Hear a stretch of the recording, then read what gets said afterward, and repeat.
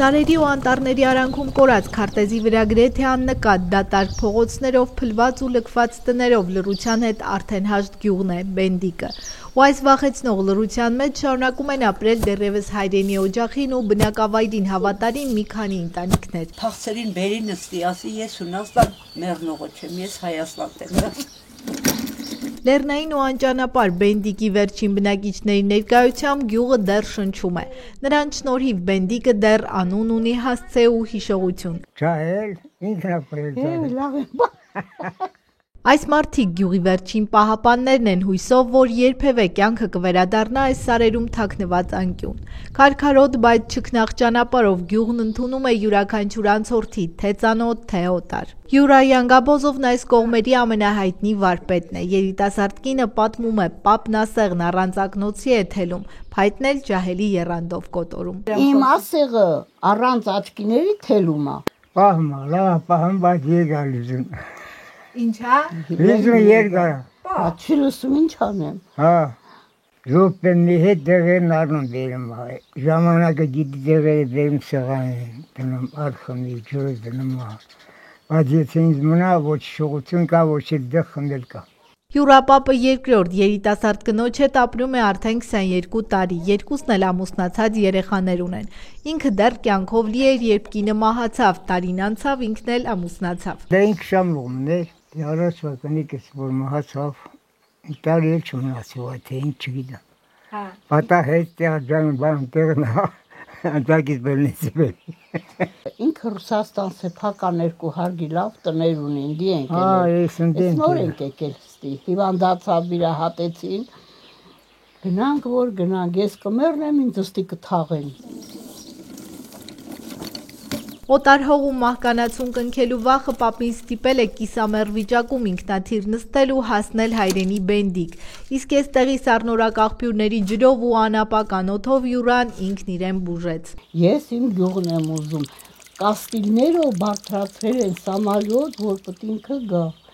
Եկավ երրորդ օրը կաստիլները վեր գցեց ու անընդհատ ջուրներ խմում։ Ընդ գիտես ինչ կա։ 5 լիտր օրը պետք է թորած ապտեկի ջուր խմեմ։ Լանի, ոչ գլխի է ջուրա թե ինչա։ Գիտես ինչ կա։ Մարդ այդ սուրտ բանա, որ աշխատողը կյանք չունի։ Սաղ կյանքըմս այս մի սենյակ է դեր հորս։ Ընդյան ավելացնա տես որդ եմ հասել։ Ինչքան էլ ժողովրդի մարեմ տներ սարքել։ Տներ սարքեի, պատեի, դուր կտուր սարքեի անեի, բլանիքը վրին դնեի, պագեի ասեգնա բացրա։ Բայց առանց փողի, կյանքումս փող մի մարդուց վիկալած չկա։ Աղտալը այեք հացեխը զերիս է, մինը որ գերին բանը զեր, ասերա բրախի գործը տամպը դրեիք։ Բայց ես ուրիշ բանամի խմիչ ես դրել, կա մի բան է դրել այդ էր։ Չկարծեք, թե Յուրա պապը խմիչքի հետ սեր ունի, մի բաժակողին եկած հյուրի հետ տնական հաց ու պանրով խմելու սովորություն ունի, համեստ սեղանի շուրջ զրույցների կարոտ է։ Այստեղ բոլորի սիրտը պատռում է աքլորի կանչից, հնամենի ավանդույթով ընդունված է ասել, թե աքլորի կանչը հյուրերի գալուստն է արտարարում։ Աքլորների կանչն էլ արդեն չի օգնում, կանչում են, իսկ հյուրերը գնալով քչանում են։ Այս Հունաստան ոնց ասում եմ, եկեք ձեր տներին տեր դառեք։ Ձեր տուն, դուր, սարքեք ու գոնե ձեր դռներին տեր դառեք, ձեր տներն էլ են ձեզ կարոտ, եկեք։ Գյուղը չեն լքում, պահում են իրենց ներկայությամբ, իրենց հոգով ու անդրդվելի հավատով։ Բենդիկեցի Թամարը հին վերմակ ներքնակների բուրդը հանել, լվացել, հիմա էլ ինչպես տեղացիներն են ասում, ճիպոտում է, այսինքն փարթամ տեսքի բերելու համար ծեծում։ Մնացել եմ Հայաստանը, լրիվ փախել են Հայաստանից, եկեք ստի։ Հետո ես մի քիչ շաշ եմ, էլ շատ ղոչաղ եմ, էլ իզուր, չէ, շատ ղոչաղն էլ չպետքա մի քիչ մեմ են հանգստանանք էլի, դրա համար մեծանում ենք, արդեն էլ ուժ չենք ունենում։ Տարեց ծնողների մահից հետո Թամարը հայրական տունը չի լքում, հին պահարանից հանել ու արևի տակ կախել է հորբաճկոնն ու մոր ժանյակե շորը օդափոխելու համար։ Չեմ ուզում, որ այս տունը մոռացվի, չեմ ուզում, որ անցյալը ջնջվի, ասում է։ Օրինակ իմ հայրական օջախը 8 երեխա են ելել, 8, բայց ոչ մեկը հիմա չկա։ 8-ից դաժե թորներն էլ չկան, լրիվ Հունաստան գնացին, մնացել եմ ես։ Տատիս տունն էլ եմ պահամ, իմ տունն էլ եմ պահամ։ Դե ասում են թե լրիվ գնացել են, արի դու էլ որ գնաս ինչ դիլի։ Ասում են ոչինչ, որ գնամ չտեմ տենալ։ Բայց մի որ տենում եմ ուրիշի դռները քանդված, մեր տունն էլ մեդանի տուն է, սաղ ավերակ կլի։ Հեքիաթային տամբակում չքնաղ վարդեր են ծաղկում, երիցուկներ, վայրի մեխակներ։ Ամեն առավոտ բացում է պատուհանը, խոսում ծառերի, ծաղիկների հետ, հետո մաքրում տունն ու բակը, հիմա էլ ուզում է վերանորոգել, սպիտակեցնել պատերը, ներկել պատուհանները, դե որ մյուս տների նման չքանդվի ու գեղեցկությունը չկորցնի, ասում է։ Դուս եմ ածել ուզում եմ ռեմոնտ անեմ, ռեմոնտանող չկա, մի հատ ուստա թող։ Ռեմոնտանող եմ մանգալի, ուզում եմ մի քիչ ռեմոնտ անեմ, կարեմ չեմ, այս ժամանակ լրիվ ես է անեմ, մի կարեմ չեմ, կրասկիլ բան լրիվ անեի, բայց մի չեմ կարեմ ուժս չի պատում։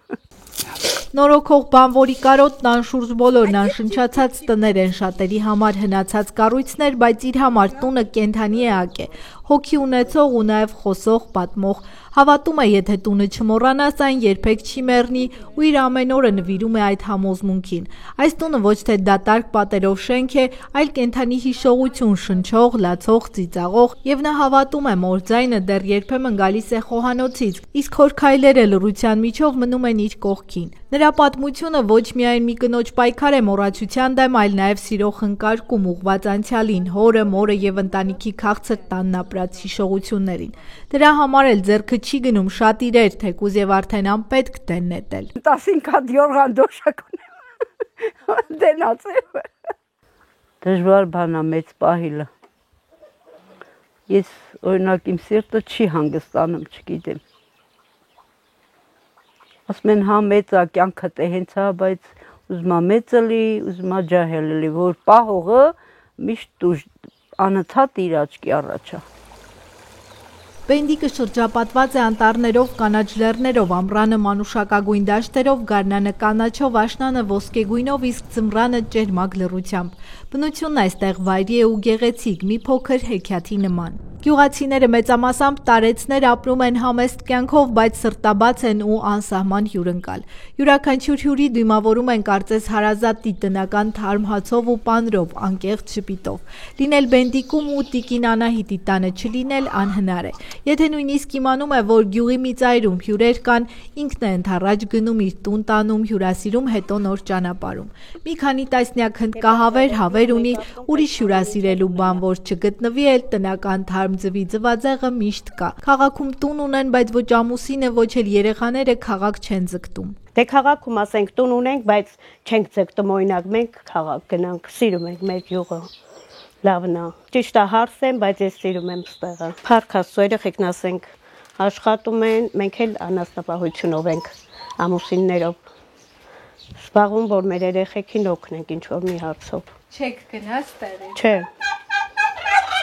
Իսկ այստեղ ապրող մարդիկ զրույցների ու սեղան բացելու կարոտ ունեն։ Ոչ թե որ շատ ունեն, այլ որովհետև մեծ սիրտ ունեն։ Այստեղ մարդու արժեքը չափում են ոչ թե ունեցվածքով, այլ ձեռքերի ճաքերով ու աչքերի մեջ փայլող պարզությամբ ու մաքրությամբ։ Եվ այս պարզ գյուղը իր խոնար մարդկանցով, քամուց ու ժամանակից կոտրված ցանկապատներով ու հողից տարածվող բուրող լռությամբ ամեն օր դեռ շարունակում է ապրել, հին հուշերով, նոր հույսերով ու անվերջանալի լռությամբ, որովհետև իսկական գեղեցկությունը երբեմն ապրում է հենց այնտեղ, որտեղ ամենամեծ դժվարություններն են։ Դեր Ռուսաստան 11 տարի ապրել եմ, ընդի ոնց են ասում, կոշը կարող էի, ամեն չէի, արեսավոր մարդ էի, բայց հետո որ ապերացիա, դեհա որ մի տղեսը մի չկա, տղեսել ամահացել, ինֆակտատել եմ, նրան դեհա բժիշկն ասավ, անհույս ապերացիա ենք անել, դե համաձայն եք անենք, եթե չէ, Մեզապարտես, մաքուր զապիտեր, կարեյուշ։ Ենա վերջն արին, հետո վերջը ասին, բայց հորը տանալիս են կարել, ասան բան ունի, էներգիա ունի։ Էներգիան ոնց ենք բծարցնում, ասա պոտի ջողանացնեք, Իրեք անգամ իմ էներգիան վցանում է ուժս ավելնանում է։ Այս կարակ չի քաշեմ, իրեք հատ է ձևի ջղայնացավ եմ քաշում, այ օրինակ եմ ասում։ Ասին բա ոնց, ասին պետք է ջղայնացնեք։ Ամոթ ասել, Ժիգունից արին բան, որ ռահոդն ապերացիա տինանիլ, ռահոդը քուրն եկավ, թե սոր չեն կարում, ուրիշին են կարում, քեզ չեն կարում։ Ես էլ շատ ջղայն էի, դու ասել հայա, այդ ապերացիան ով մերկու աղբի է։ Կարի դուհում որ շուշնստալով գնում եմ, դու ասում հեքուս տեսանխի չի ասում հեքուս արի, ուրիշ քաղաքից եկել եմ Ռաստով։ Ներչո, այդ էզեի բաներ շամնակեցի, բայց հետո որ ապերացիա լավ չեմ։ Եկա գեղի ջուրը խմեցի կաստիլներով, կաստիլին բրախեցի։ Այդ թորա ջուրը բրախեցի, այդ ինձ սպանիշ։ Որ անցած ջուր խմացնեմ, որ միջկուզ մակրվի ապերացիալով։ Բայց բենդիկի ջուրը քեզ բուժեց։ Հա, բուժեց։ Բենդիկն էլ բուժեց։ Հենց գիտեն դիմահան ավդին, ովտի ծախսի դերս հասնեմ։ Բայց իմ գրեզմանը դա, մենակ նկարս էլ կա, մենակ ցիուն ամանում, և տիմներել սաղ պատրաստել եմ։ Յուրապապը բարության մարմնացում է, ապրում է իր կանոններով, իր համար մշակած օրենքներով։ Ինչպես ասում է, իր գյուղացիներից գործի համար երբեք փող չի վերցրել, բայց վստահ է եղել, որ լավությունը բումերանգի օրենքով հետ է գալու ու հիմա, որ թու առողջ է ապրում, այն օրհնանքների շնորհքն է։ Դամար ես ես կամ ապրել եմ։ Ավելանա փողն առնես ծախսիլդի, շիշտ է, բայց նա օգն, ասում է, ես իրեմ է ասո դրա լապը հիլավ արստա ուրա, փող չվի կալի, ավել դա ինձ բանա, վերևն ասոց կա։ Պենդիկցիները հազար ու մի խնդիր ունեն, բայց անտեսելով շարունակում են ապրել ու պահել գյուղը։ Տիկին Թամարյանի թիվս մյուս խնդիրների նշում է նաև բուժական ծառայությունների անմատչելիությունը։ Գոնե մի անգամ մի օրինակ բժիշկներ գային նստի, լրիվ հիվանդ են, անառողջ են։ Ես մենակ կխնդրեմ, որ մեկ-մեկ մի 2-3 բժիշկ ուղարկեն գյուղ։ Այս ժողովրդին ստուգ են, որ գոնե ասեն չեն կարում։ Ախր ես մի 36 մանետ թոշակ եմ ստանում, ոտքերս ցավում են։ Ես հնարավորություն 36 մանետ որ տանեմ բժիշկներին տամ, ինչ ուտեմ։ Կան ստեղ մի քանի անգամ ես մարդկանց ստուգեն։ Այ էդ եմ խնդրում։ Հարազատները վաղուց կանչում են իրենց մոտ արտերկիր, եթե գնա եւ ավելի կապրի եւ գուցե ավելի առողջ, բայց չի կարող։ Հայաստանից ու բենդիկից լավ տեղ չկա, համոզված է։ Մեր երկրից լավ երկիր չկա։ Շոքը մրեն ընդ ես ինչ են ելնում։ Շատ շոք անտեղ, շատ։ Ես է շոքին չեմ դիմանում։ Լավ տեղ է, լավ հանգստյան տներ կան, ես իմ ծովն ընդ ամեն լավ ապրում են, ես չեմ ասի որ վատ են ապրում։ Օգնում են ինձ, որ ասեմ իմ երեխեն օգնում է, աղբորս ընտանիքը օգնում է, երեխերքը որ գալիս են,